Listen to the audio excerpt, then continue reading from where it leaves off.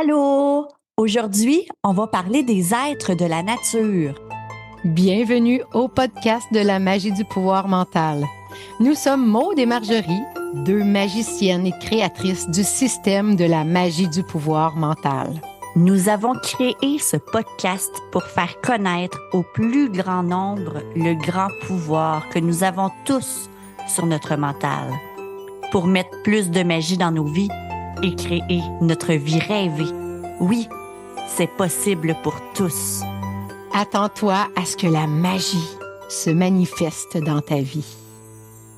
As-tu déjà vu des fées? Comment tu penses qu'on peut les voir?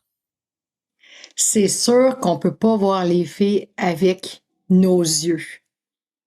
Les fées, c'est quelque chose qu'on arrive à voir quand on est dans une cinquième dimension, hein. On arrive à les voir avec le troisième œil, avec l'œil de notre âme et non pas avec nos yeux physiques. Donc, c'est important de comprendre, si tu as vraiment suivi toutes les rencontres depuis le début du podcast, on t'a vraiment aidé à te reconnecter à ta source, à te connecter à ton intuition, à mettre le mental de côté. Donc, quand on arrive à ce niveau de la cinquième dimension, on veut commencer à voir des êtres de la nature, à voir nos guides ou à les entendre, parce que c'est pas tout le monde qui arrive à voir, hein, Marjorie. On a plusieurs sens. Il y en a qui vont être plus un clair ressenti, donc qui vont ressentir les choses. Il y en a qui vont voir avec leurs yeux. Donc, notre mère, par exemple, elle est capable de voir les esprits. Moi, je ressens mes guides, je ressens qu'ils sont là, mais je les vois pas encore. Toi, est-ce que tu réussis à les voir, Marjorie? Ben, en fait, j'ai envie de te dire que oui, la majorité des gens, on va les voir à travers notre écran mental. Mais j'ai envie de te raconter une histoire, Maud. Je ne sais pas si tu la connais, mon histoire, mais j'en ai déjà vu avec mes vrais yeux, là. Mes deux globes oculaires, j'ai déjà vu des fées. J'étais assez jeune, je te dirais dans les 13, 14 ans, jeune, mais pas jeune comme quand on pense à voir le Père Noël quand on a 6 ans. Donc, j'étais quand même dans mon cerveau d'adulte. Et ma mère, ben, notre mère, en fait, nous avait amenés à un terrain de camping. Il y avait une femme qui nous attendait là avec son pendule, justement, qu'on apprend aux gens à utiliser dans la reconnexion à ta magie et dans nos programmes de formation. Donc, la dame nous attendait avec son pendule et là, elle nous amène à un terrain de camping qui était libre, mais c'était un terrain spécifique. C'était pas n'importe quel terrain. C'était vraiment dans le bois, assez loin dans le bois. Je me rappelle, on avait marché beaucoup pour s'y rendre. C'était assez sombre, il n'y avait pas de lumière environnante. Et là, on a commencé à attendre et tout d'un coup, j'ai vu des petites lumières s'afficher. Mais c'était pas des lucioles, c'était vraiment pas comme des lucioles, mais c'était des petites lumières qui ont commencé à tournoyer tout autour de nous. Des petites lumières blanches. Et la dame en question posait des questions à ces êtres-là avec le pendule et ils répondaient en le faisant tourner d'une façon ou d'une autre pour répondre aux questions qu'elle posait. Et à un moment donné, puis on était avec d'autres personnes, d'autres adultes. Là. Fait que je pourrais te dire ça puis te dire, ben, c'est mon imagination, mais ma mère était là. Il y avait l'ami à ma mère, il y avait d'autres personnes avec nous. Et je me rappelle, j'étais toute excitée. C'est la première fois que j'avais la preuve tangible que la magie existait, que ce qu'on parle dans les livres, ce que j'écoutais dans mes films d'enfants, ça pouvait exister. Et à un moment donné, il y a des triangles qui se sont dessinés sur le sable autour de chacun d'entre nous. C'est assez spécial, là. Ben écoute, c'est pas la première fois que j'écoute ton histoire, mais je me rappelle quand tu m'as dit ça, j'étais jalouse parce que j'y avais pas été. Puis moi, c'est mon rêve de voir des fées. C'est mon rêve de voir des anges. Puis je veux juste revenir sur tout à l'heure quand j'ai dit on les voit pas avec les yeux. Oui, on finit par voir avec nos yeux, c'est sûr, mais ce que je veux dire, c'est que c'est pas avec le mental qu'on voit ça. Il y a une connexion plus grande. Donc, ça se passe à l'intérieur de nous, cette connexion avec cette cinquième dimension. Et oui, on finit par voir avec nos yeux, c'est sûr, mais à la base, c'est notre troisième œil qui est ouvert pour s'ouvrir à ce monde de l'invisible. Donc, les gens qui sont dans le mental et puis qui croient en rien, ben c'est beaucoup plus difficile de voir. Par contre, pour des enfants, comme Marjorie dit, les enfants ont cette ouverture naturelle, facile de tout voir. Je suis certaine que la plupart d'entre vous aujourd'hui, Vous avez peut-être déjà un enfant qui dit « J'ai vu un fantôme, j'ai vu ci, j'ai vu ça », puis on a dit à nos enfants « Ben non, ça n'existe pas ». Donc, on a tout de suite fermé ce troisième œil, on a fermé la porte. Mais les enfants ont cette ouverture facile. Moi, sur mes 3 enfants, j'en ai 2. Un qui jouait avec ses anges quand il était jeune, puis l'autre qui voyait des personnes dans la maison. Donc, il y en a un qui s'est fermé, mais l'autre continue à voir. Alors, c'est nous, en tant que parents, qui décidons si on encourage l'enfant à ça, parce qu'on a tous ce don-là à l'intérieur de nous. Et c'est en vieillissant que des fois, on perd, hein? Mais nous, pour qu'on est là, justement, aujourd'hui, c'est pour t'aider à te reconnecter à cette dimension qui est là autour de toi. Puis ce que je voulais tout à l'heure dire, puis continuer, c'est que ça se peut qu'il y ait des gens qui réussissent à seulement ressentir, et c'est comme ça, c'est parfait comme ça. C'est pas tout le monde qui va réussir à voir. Donc, il y en a qui vont ressentir, il y en a qui vont entendre. Exact. Moi, mon rêve, c'est de les voir. C'est vraiment mon plus grand rêve. Mais pour l'instant, j'ai réussi, Marjorie, après, je te laisse parler, mais quand l'année passée, on a fait un week-end de l'invisible en nature, et il y a quelqu'un qui est venu pour nous faire la connexion avec les êtres de la lumière. Et il y a des êtres qui sont venus, il y a des fées, il y a eu un gnome, et je dirais que le tiers des gens arrivaient à les voir, mais tout le monde a réussi à les ressentir. Donc, l'énergie est très puissante. Et après ça, on est allé se promener en nature et la personne nous a montré comment reconnaître une maison de gnome. Et ça, c'est une chose que maintenant, quand je vais en nature, je suis capable de voir, ah, il y a une maison de gnome. Je rêverais vraiment de les voir. Mais pour l'instant, ben, je me contente de voir la maison et d'aller proche et de ressentir cette énergie, parce qu'une énergie très puissante qu'on peut réussir à ressentir.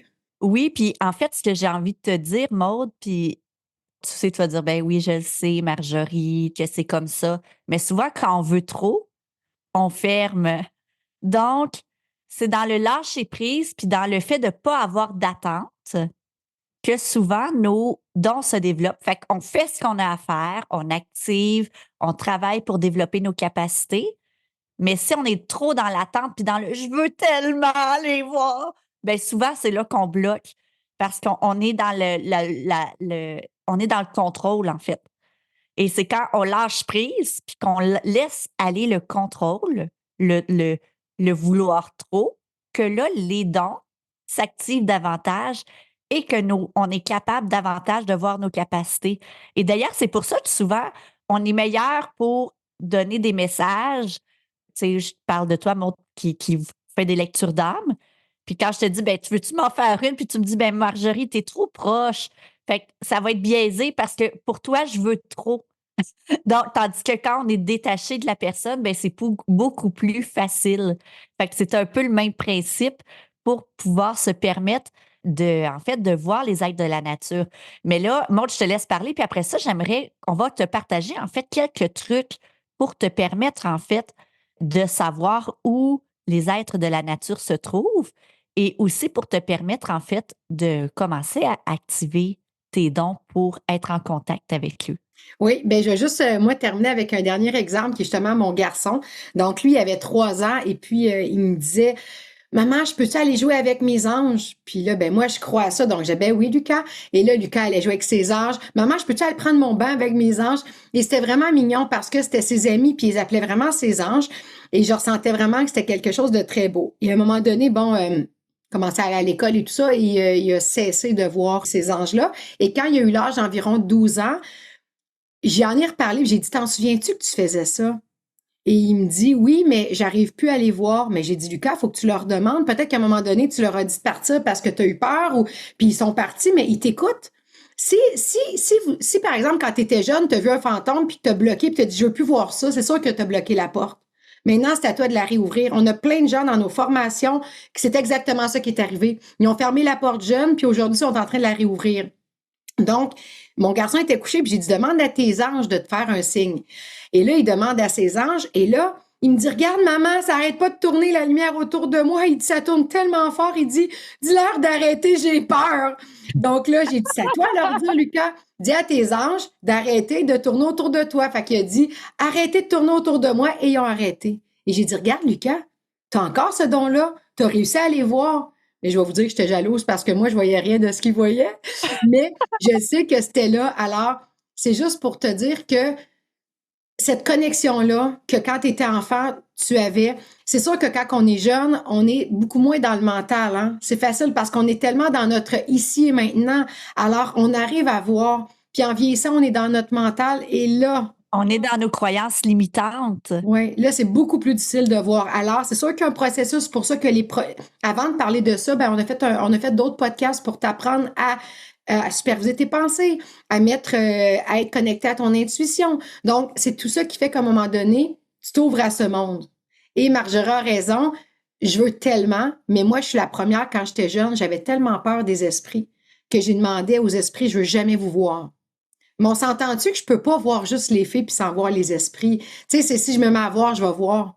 Alors, en dedans de moi, il y a une petite peur qui est encore là. Donc, je le sais que c'est moi qui bloque ça parce que je suis pas encore prête à tout voir. Mais à un moment donné, je sais que ça va arriver, mais pour l'instant, l'important, c'est que j'arrive à ressentir. Et Marjorie, ben, elle va t'expliquer aujourd'hui comment faire, justement. Ça se peut que tu vois pas nécessairement les faits, mais peut-être que tu vas avoir des indices qui sont là. Oui, et j'ai envie de te dire qu'il n'y a pas juste des fées dans la forêt. Hein. Maud en a parlé, il y a des gnomes, il y a des protecteurs de la nature. Il y a plein d'êtres, en fait. Je pourrais t'en donner plein, mais premièrement, je ne suis pas très bonne pour me rappeler des noms. Puis deuxièmement, ben, tu as compris le principe il y a plein d'êtres de la nature comme il y a plein d'êtres vivants sur la Terre. Et ce que j'ai envie de te dire par rapport à ça, c'est souvent, tu le sais qu'il y en a. Donc, je t'invite vraiment à te promener dans la nature et sûrement que dans le passé, si tu te mets à y réfléchir, tu t'es déjà senti dans un endroit en nature, dans une énergie spéciale. Un endroit là où ce que tu te sentais différent plutôt qu'à un autre. Moi, j'ai un coin dans ma forêt, quand je marche, on monte une petite clairière, puis il y a plein de tourbes. C'est une tourbière et les arbres, c'est toutes des cèdres. Donc, ça donne un effet de longueur, de profondeur dans la forêt. Et quand on entre dans cet endroit-là, spécifique dans ma forêt, l'énergie n'est pas pareille. C'est plus frais. On se sent différent. On se sent paisible. Souvent, c'est quand ton état d'être se transforme au contact d'un endroit que tu sais qu'il y a des êtres de la nature qui sont présents à cet endroit-là. Donc, je t'invite, quand tu vas te promener dans la nature, à être en connexion dans ton moment présent et d'être attentif aux changements d'état d'être, de température, de conscience qui se passe à l'intérieur de toi. Et à ce moment-là, tu vas savoir qu'il y a des êtres là. Ensuite de ça, ben là, il y a des façons de savoir qui est là. Mais ça, on va en parler à notre week-end de la magie de l'invisible, parce qu'on fait un week-end. Et là, ben, dans nos week-ends, ben là, on en parle vraiment, on développe vraiment des trucs. On vous donne aussi des trucs très concrets pour les voir, pour savoir ils sont où, et aussi les inviter à venir. Parce qu'il y a des rituels, il y a des choses qu'on peut faire pour leur montrer, en fait, qu'on a envie d'être avec eux, qu'on leur souhaite la bienvenue. Et si tu habites dans un coin de nature, probablement aussi qu'il y en a des fois qui te font des petits tours dans la maison. Donc, je sais pas, Maud, si tu as une anecdote par rapport à ça, mais moi, des fois, là, chez nous, je cherche des choses. Puis oui, j'ai des enfants, oui, j'ai un amoureux, mais je sais que c'est pas eux autres qui touchent les choses. Je sais des fois qu'il y a des petits coquins dans la maison qui me font des petites blagues. Donc ça, souvent, c'est des gnomes qui nous font des petites blagues dans la maison, puis ils sont pas malins, hein, sont juste taquins. Ils aiment ça nous faire rire, ils aiment ça nous agacer. Donc, c'est vraiment quand on se met à avoir conscience de toute cette magie de l'invisible qui nous entoure, hey, c'est assez spécial, puis c'est assez magique de prendre conscience de ça et là, de comprendre aussi qu'est-ce qui se passe. Parce qu'en fait, ces êtres-là sont là pour nous aider puis contribuer à la vie. C'est des êtres de la nature, donc ils sont là pour contribuer à aider la vie à vivre. Donc, c'est des êtres magnifiques, magiques et tellement bienveillants. Tout à fait. Mais moi, ça a commencé en fait quand on était dans un salon et puis qu'il y a une dame qui est venue me voir puis elle m'a dit si tu voyais comme tu as des belles ailes et qu'elle a commencé à me dire que j'étais dans la famille, que j'étais une fée et un ange. Et elle me dit si tu voyais tes ailes et tout ça, puis là c'est mis à voir elle avec un autre œil puis elle me disait que je faisais partie de la famille des fées et des anges et c'est pour ça depuis que je suis jeune, Marjorie pourrait dire j'ai plein d'anges chez moi, j'achète tout en anges, les fées, j'ai toujours adoré ça. Et là, suite à ça, j'ai décidé de m'acheter un petit livre, justement, des fées, pour un peu comprendre qu'est-ce qu'ils aiment, comment les attirer. Et là, j'habite sur la Rive-Sud et je me suis fait un jardin. Donc, vraiment, qu'est-ce que les fées aiment pour pouvoir les attirer. Je me suis vraiment fait un beau petit coin pour les fées. Donc, je n'ai pas encore rien vu. Par contre, ce que je peux vous dire, c'est que chaque fois que mes chiens vont dehors, ils vont rôder autour de ce coin que j'ai fait. C'est-à-dire que les chiens ressentent beaucoup, hein. Alors, eux autres, ils savent qu'il se passe quelque chose dans ce coin-là parce qu'ils vont toujours rôder et sentir dans ce coin-là. Donc, je suis convaincue que j'ai des fées qui viennent dans mon coin, dans ma maison. Et chaque année, je m'achète un nouveau morceau pour mon petit coin de fées. Ce que j'avais envie de compléter par rapport à ça, c'est que c'est un monde tellement grand. Il y a le monde terrestre, mais il y a tellement un monde d'invisible aussi grand que le monde terrestre qu'on ne connaît pas encore, qui est merveilleux à découvrir. Puis je t'invite vraiment, si tu as l'intérêt, à venir à notre week-end de l'invisible parce qu'on a même préparé une chasse au message des filles pour vraiment trouver plein de choses par rapport à ça. On va en reparler davantage aussi dans les prochains podcasts. Donc, suis-nous parce qu'on a encore des informations à te donner par rapport à ce sujet, par rapport à la nature. Des belles rencontres aussi, des beaux invités qui s'en viennent, qui vont pouvoir nous parler aussi de sujets assez spéciaux par rapport à l'intuition, par rapport à ce monde qui semble loin de nous, mais qui est tout près de nous. Exact. Puis j'aime ça comment tu termines ça, moi, en disant qu'on a l'impression qu'il est loin de nous, mais en fait, qu'il est tout autour de nous, c'est juste qu'on n'en a pas conscience.